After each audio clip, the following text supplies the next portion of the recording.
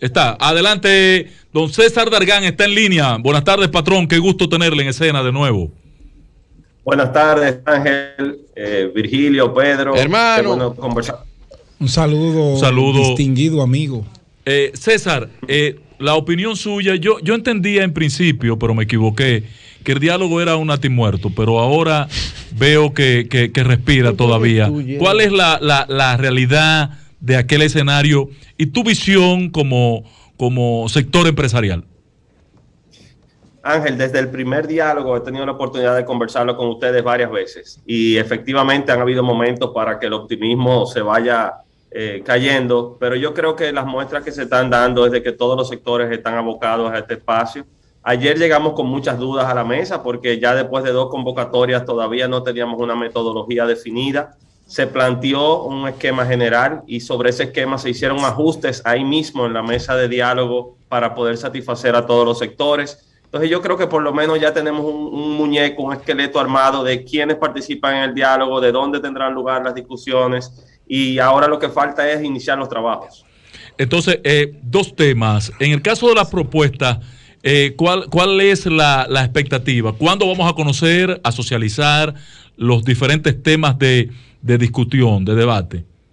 Recordemos que este diálogo lo propuso el presidente de la República y corresponde al gobierno dominicano como proponente del diálogo sentar las bases para poder iniciar. Entonces esos documentos base ya se circuló lo que es un esquema general, pero la próxima reunión es el día 19. Entonces preveemos de que a más tardar el próximo día 19 cada mesa ya tendrá cuál es la base para la discusión. César, la opinión tuya como empresario y representante de ese sector de la urgente reforma fiscal que ha convocado el gobierno y que ha decidido pues sacarla de la discusión del Consejo Económico y Social y llevarla él directamente con el liderazgo de la oposición política dominicana.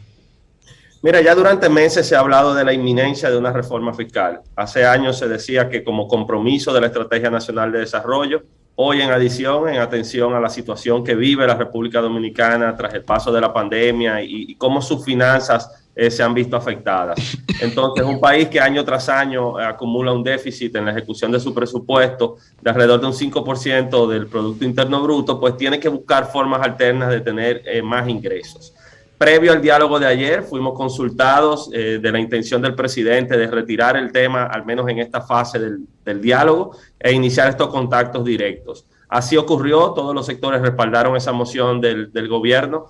Lo que ahora quedaría por definir es cuándo entonces iniciarán esos contactos, cuál será la base para la discusión, cuándo se presentará la propuesta por parte del gobierno y qué espacios tendremos para discutirlo. Yo creo que debemos mantener ese ambiente de armonía, cuidar el principal tesoro que tenemos en la República Dominicana, que es la paz social, y una vez definamos un poco la estructura de esta discusión, pues poder avanzar en la misma. Pero tú entiendes, César, que en este momento donde hay una situación un tanto difícil con el alto costo de la vida, que abocarse a una reforma fiscal apresurada porque el gobierno dice que debe tenerla aprobada para que entre con el presupuesto que tiene fecha tope del 30 de octubre. Noviembre, 2 meses prácticamente. Realmente la propuesta del presupuesto, el proyecto de presupuesto se presentó el pasado día 1 de octubre. Se tiene hasta el 31 de diciembre para su aprobación. Aún así, yo creo que el tiempo es corto. No estoy seguro que se pueda cumplir con tener ambos procesos completados a la vez. Por eso lo importante es saber cuándo iniciaremos la otra discusión y cuál será la base para la misma. No necesariamente en el proyecto actual se refleja esta reforma y entonces dependerá de cómo transcurra el proceso de concertación. César, tengo una confusión, aclárame por favor. Cuando tú haces referencia al pacto mandatorio de la Estrategia Nacional, hablamos del pacto fiscal. Pero lo que yo estoy leyendo de voz del gobierno como reforma no es el pacto fiscal. Estoy oyendo una reforma circunstancial, una reforma coyuntural para resolver un problema de presupuesto. que no es lo mismo, porque lo otro sería una gran reforma integral que implica una gran discusión de todos los sectores. Corrígeme si estoy equivocado. ¿Es una reforma coyuntural o es el pacto fiscal?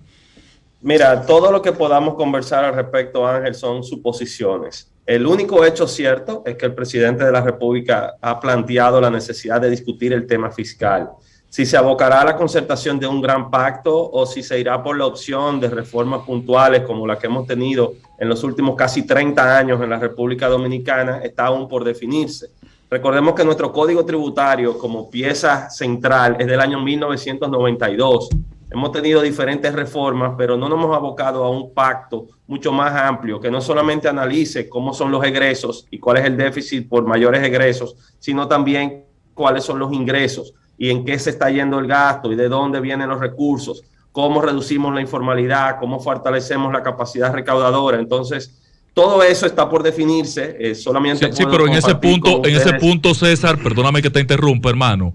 En ese punto, César, ustedes, el sector empresarial, han mostrado una gran debilidad en este escenario. En el gobierno pasado ustedes demandaban con mucho énfasis la aprobación de la ley que regularía el gasto, la de garantía del gasto. ¿Cómo le llamaban ustedes al proyecto?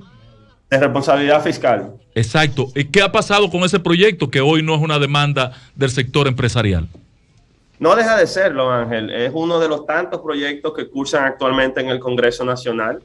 Ha sido, como bien lo dices, un planteamiento no al gobierno de un color, de un partido, sino al gobierno de la República Dominicana como gestor del Poder Ejecutivo. Se mantiene y es el paquete de normas que deberíamos también ver al momento de abordar el tema fiscal. Sí, pero lo que pasa es, dile César, dile que el sector empresarial se siente más tranquilo con lo que está pasando ahora mismo con referente al gasto público. Gracias. Bueno, si hay una persona cuando estuvo en la actividad política y cuando ha estado en diferentes escenarios como embajador, como representante del país en funciones públicas y ahora en la función empresarial, transparente y claro, es César Dargan. Por eso mi admiración y respeto por él. También. César, en el escenario actual, la productividad, acaba de decir el Banco Mundial hace 2 días que el crecimiento económico de República Dominicana se cifrará en 9.1. Las expectativas de ustedes del manejo económico, del crecimiento económico, ¿cómo le llaman el medidor de la economía? ¿Cómo ustedes lo identifican? ¿Qué ustedes creen que es sostenible lo que está viviendo el país, la proyección económica para final de este año? Definitivamente nosotros estamos experimentando un proceso acelerado de recuperación. Y si no solamente lo vemos desde la óptica de la República Dominicana, sino que nos comparamos con nuestros pares de la región, vemos que llevamos mucha ventaja. Lo que ha sucedido con el empleo y la capacidad que hemos tenido de rescatar y recuperar esos puestos de trabajo que fueron suspendidos a lo largo de la pandemia, lo que hemos visto con la inversión extranjera, lo que hemos visto con el comportamiento de nuestras exportaciones. La República Dominicana está en un proceso de franca recuperación. Ahora bien, esa recuperación que se vio afectada por un shock externo será vulnerable en la medida que factores externos precisamente puedan incidir en nuestro desempeño económico. Correcto. Las proyecciones contenidas en el proyecto de presupuesto para el año que viene son más modestas, de alrededor de un 5.5%. Es normal que después de un paro de nuestra economía venga una aceleración como la que hemos visto y luego recupere lo que han sido los niveles normales, pero en cualquiera de los escenarios estamos por encima de la media de la región.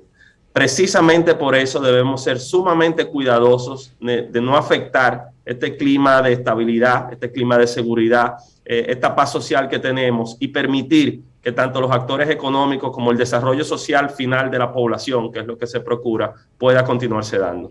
A mí me gustaría oír la voz de ustedes, César, con el tema de la inversión pública, porque a lo que yo le tengo temor, amén de ese impacto que podamos tener externo por el costo de la materia prima, por el alza de los combustibles, perfecto, pero aquí en este momento no tenemos inversión en pública, no se siente, patrón. Bueno, yo creo que ese tema ha sido reconocido inclusive por las autoridades del gobierno. ¿Y hasta cuándo aguanta eso? y diferentes factores han incidido. Recordemos que el año pasado, Ángel, porque debemos tener la memoria muy fresca, no solamente atravesamos la pandemia, sino que se suspendieron 2 elecciones y hubo un cambio de gobierno, hubo una transición suave, cordial, pero hubo una transición de gobierno a gobierno. Ese periodo y en adición muchas normas que afectan el flujo de esa inversión pública han afectado. Yo creo que lo ha reconocido el propio gobierno. Las expectativas son de un aceleramiento mayor, porque al final del día el Estado es un actor fundamental para esa motorización de la economía. Claro. Como comprador, como inversor, como constructor. Entonces lo que esperamos es que esté en los niveles propios de un proceso de recuperación como el que estamos viviendo.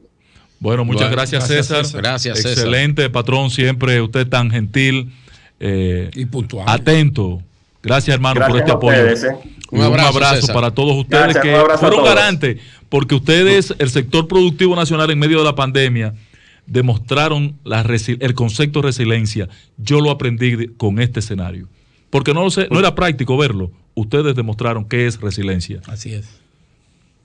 Y no hubo, aquí a diferencia de otros países, no hubo desabastecimiento, no hubo escasez, hubo ajustes a la situación, pero yo creo que eso merece un reconocimiento, el sacrificio de nuestra fuerza trabajadora y también el capital que estuvo siempre presente de los inversionistas dominicanos. Así es. Eso es lo que queremos reconocer desde aquí. Un abrazo y César. También a toda la asociación.